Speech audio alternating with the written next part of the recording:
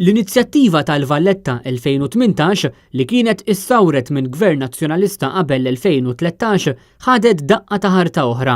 Dan wara li l-persuna stess li mexxiet il-kumitat illi ta' dan l-unur lil Belt Valletta issa qed jappella biex ikun hemm bojkott fuq il-V18. Ulrich Fuchs għadda dawn il-kummenti l-ġurnal The Malta Independent. Ir-reazzjoni tiegħu waslet wara li numru ta' artisti lokali bdew petizzjoni sabiex il-Prim Ministru ineħħi lil Jason Micallef mit-tmexxija tal-V18.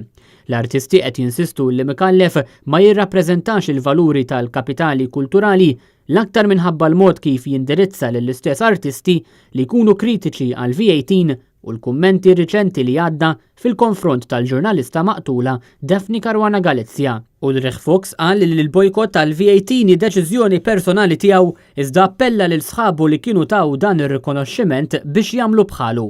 Il-bojkott qed nagħmlu għaliex in-nies li qed imexxu dan il-proġett mhux jirrappreżentaw il-valuri Ewropej, qal Fox lill-Independent. Sa din il-ġimgħa stess, Jason Micallef kien qed jiftaħar li l-V18 se tiqpa' anke wara din is-sena u l-pjanu li tiqpa' topera bħala entità governattiva.